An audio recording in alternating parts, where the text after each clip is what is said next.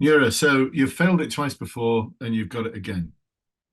First of all, let me just ask you, um, is your preparation that you're doing now any different to the preparation you did before?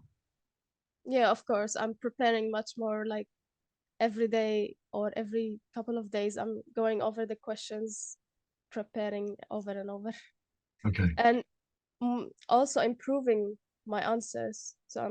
Getting, I'm watching a lot of your YouTube, so I'm getting more tips on how to improve my answers. So yeah, cool. Right. So you probably already worked out that actually on YouTube, and if you're watching this at the moment on the recording on YouTube, then you're getting exactly the same thing. I'll talk to you about a lot of what to do, but actually the how to do it is sometimes complex. It's probably the how to do it that you're struggling with. mm, I don't think for the online assessment centre, it's necessarily the fact that a lot of your answers around, in my role as a student at such and such university studying for blah, blah, blah, blah, whatever it is. Because the online assessment centre is quite a tick box formulaic process. I think the problem you might have is when you get to your final interview. Because if all of your answers are sort of fairly one dimensional, then they might sit there and think, is there anything else to it? Now, I'm sure there is. I'm sure there is. So, did you belong to any clubs or societies whilst you were at university? uh, no, not really. Not at university. In college, I was the head girl of the sixth form, but that's Right. about it. All right. So that came with certain responsibilities, yes? Yeah, I have that as one of the examples.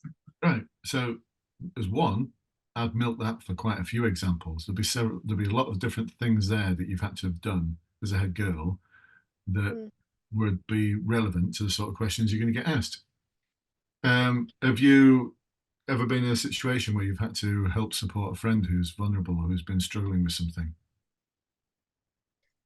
Yeah, I have Yeah. an example where I'm talking about supporting a friend who didn't pass their driving test.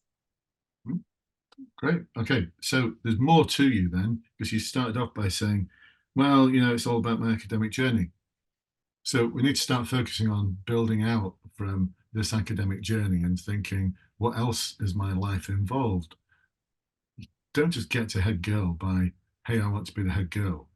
There would have been a load of stuff going on in your life that enabled you to get to a point where people voted for you and said, yeah, let's vote for Nura and vote her in as head girl. So, well, too late now. We can't turn the clock back.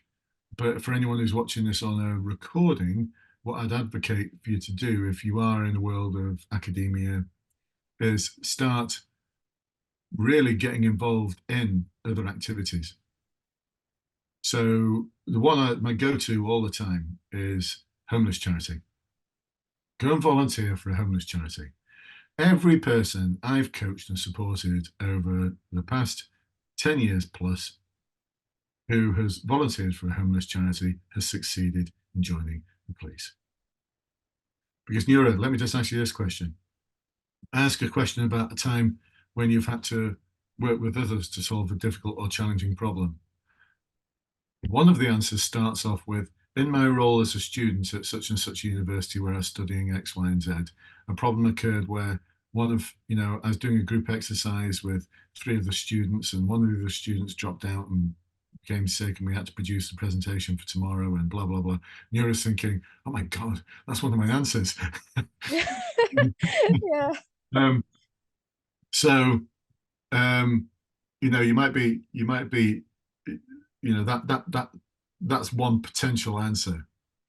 The other potential answer is it starts off with, in my role as a volunteer for a homeless charity, the situation occurred at 1 o'clock in the morning on a Friday night where, now, which one is going to have the assessor sitting on the edge of their chair more?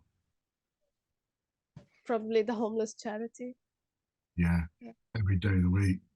So that's why I advocate get involved in citizenship because straight away my ears prick up and I think this is someone talking about active citizenship. So you've already won them over. You've already won them over. And anyone who starts off an answer like that at the beginning of an interview, I'd be thinking they're going to have to really mess up hard to fail this. Because whilst everyone else is out drinking beer and doing whatever they do on Friday and Saturday nights at university, this Mm. individual is out on the streets helping vulnerable people at 1 o'clock in the morning. That sounds like the sort of person I want on my team. Because quite frankly, I'll be blunt here, they won't be awfully interested in the machinations of someone dropped out and it was a bit hard to do a presentation for the next day at university, blah, blah, blah, blah, blah, because they'll be like, it's not the real world, that. And they might be saying, it is the real world. And trust me, I've been in academia.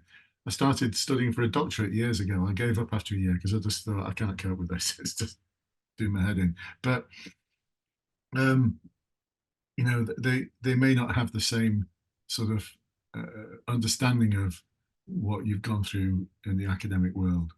I'm trying to put that as nice as I possibly can. Whereas straight Yeah. away, they understand out on the streets 1 o'clock in the morning, helping vulnerable people who are homeless. All right, you're in. Well, it's not quite as easy as that, but you've got them on side. So maybe if you've got time between now and your final interview, you might be able to get involved in something. Yeah, I can. I actually remember I did take part in volunteering opportunity where for the Grenfell Tower where the fire disaster happened. So I guess I can answer It's based on it. all the time with my clients. I'll be sat down with them and they'll be on a Zoom and they'll be saying, I can't think of any times when I've done X, Y, and Z. And I'll say, well, just go back in time, think about a time when, remember a time when, and actually you're doing it now, Nura. I can see you actually remembering that time and even visualizing it, aren't you? Yeah, Yeah. So, and then I'll work with them and I'll tease it out of them. And before we know it, we've got awesome answers. That's just, that's just what I'm able to do. It's 30 years of helping people to succeed in promotion boards and police recruitment process and such like. So there's more to you, Nura, than where you started off with. It's all an academic journey, was the phrase you used. No, it's not. yeah, You are more than that. And you need to present the more than that, especially at your final interview. So how's that answer for you? perfect. Thank you very much.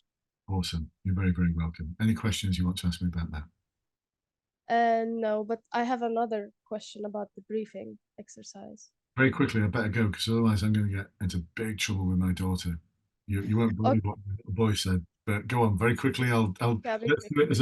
do it as a speed dating version of answering a question. I've got 2 minutes to answer it, and you've got 30 Okay, seconds to answer it. so since I've done it before, I felt like you have to speak for 30 minutes, Which and is I felt yeah, I felt like between the scenarios, the same questions are repeating and not much changing to the situation, and I felt like I'm just repeating myself about, let's say, the noisy party. We have to go there and talk to the people, find out if there are adults in the household, etc. So I'm just repeating myself. all right. The questions are different. They're slightly different, but they're mostly the same. But they're asking questions of a scenario that's changed. So your Yeah. answers reflect the changing scenario. Yeah, but I didn't feel like the scenario is changing the way I would answer. I don't know. Right.